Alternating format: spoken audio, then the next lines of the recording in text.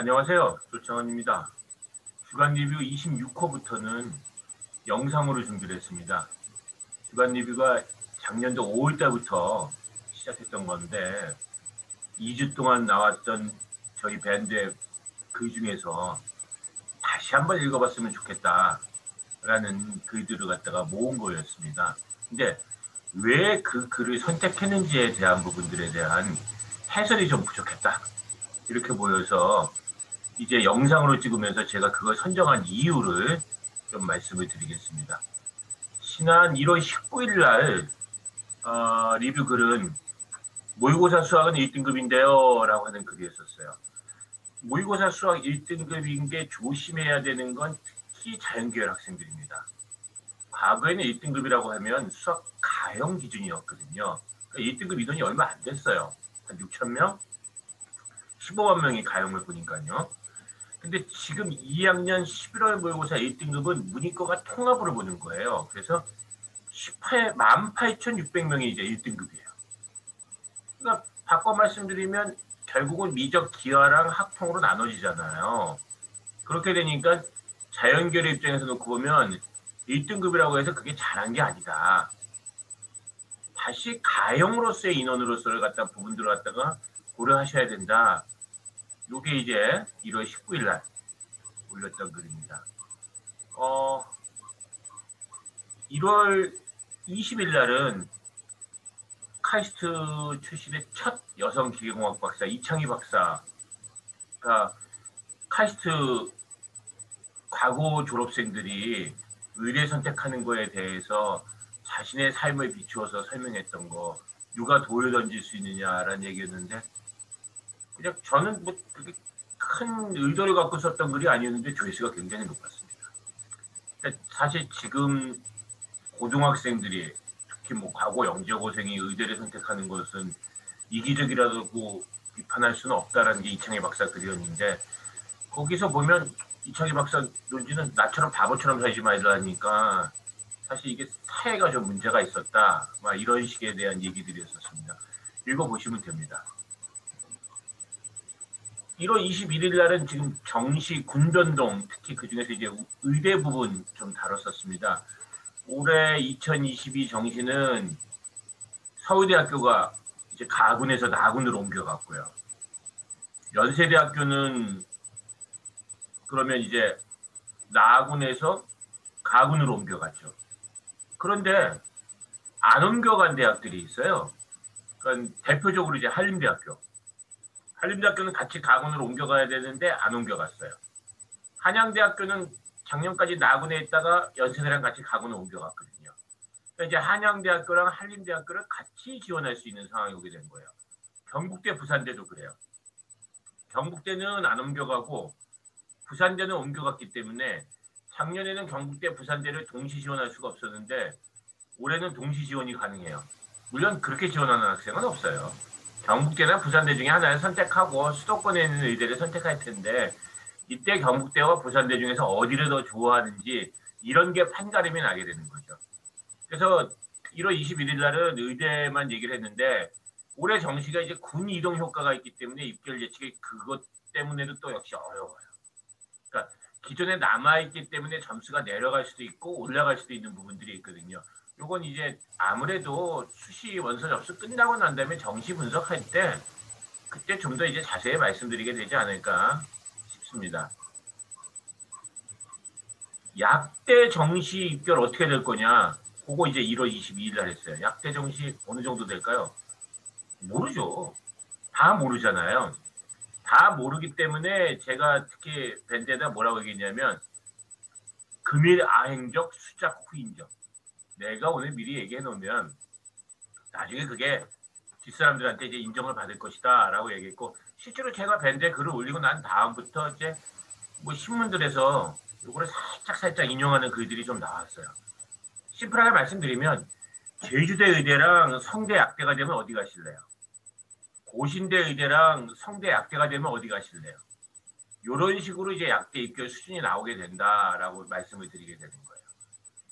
그리고 이제 중앙대 약대, 이대 약대랑 경희대 치대, 부산대 치대 어느 쪽이 더 높게 나올 것이냐, 하는 부분들 같은 것들. 그 다음에 경희대 약대, 연세대 약대랑 전남대 치대, 전북대 치대.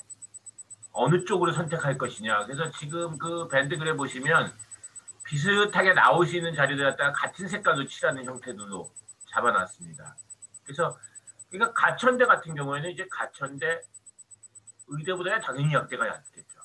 가천대 한의대랑 가천대 약대의 점수 차이가 얼마나 날 것이냐. 요것은 이제 수시대, 그러니까 사실 정시는 약대 수시대의 경쟁률과 지원 학생들의 내신 등급을 통해서 가늠이 가능하거든요. 수시가 더 깜깜해요. 수시가 약대 수시는 모집인은 굉장히 적은 상태거든요.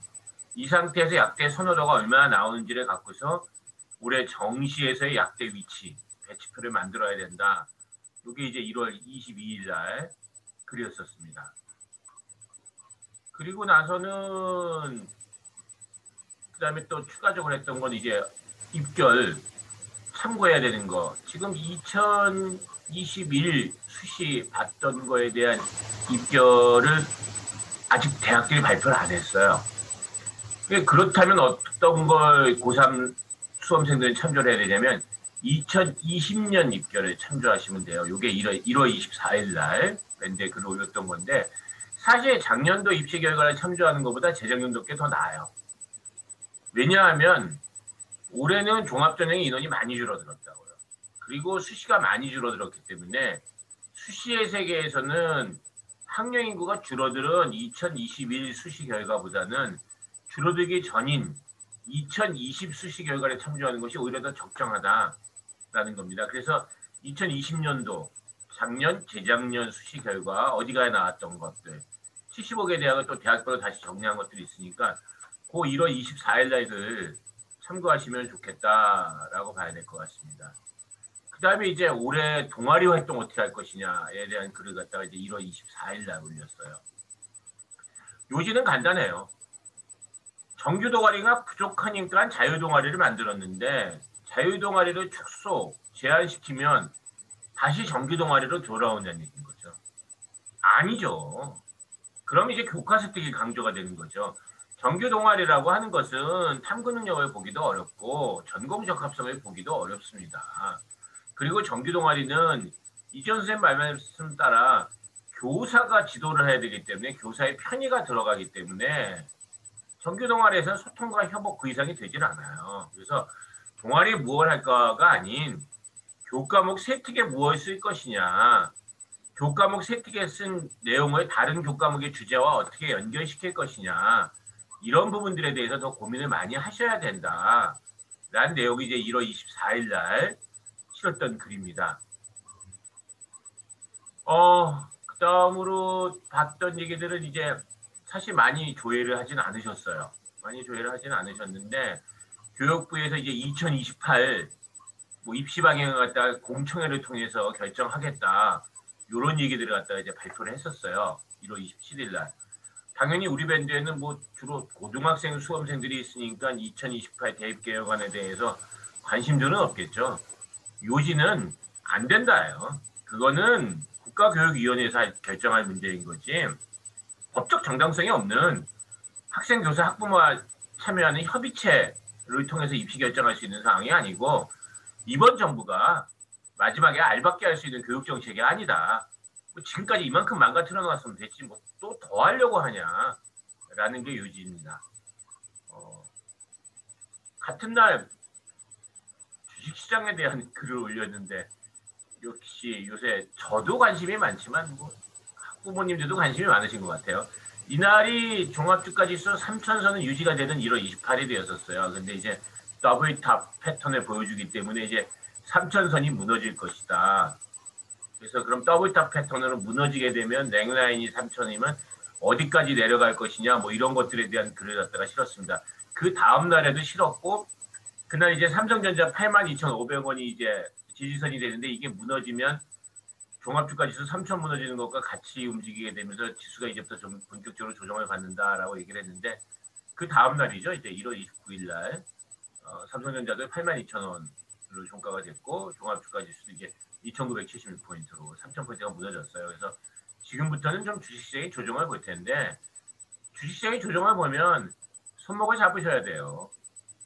이 조정 보는 장에서도 올라갈 수 있는 주식을 찾지 말고 한 몇 달 쉬신 다음에 그다음에 이제 조정이 이제 어느 정도 좀 멈춰져서 이제 가격 조정이 끝나면 기간 조정을 하거든요. 그러니까 가격 조정은 좀 멈춘 다음에 그다음에 이제 주식시장 보셔야 되는 거 아닌가라고 봐서 그렇게 보면 5월이에요.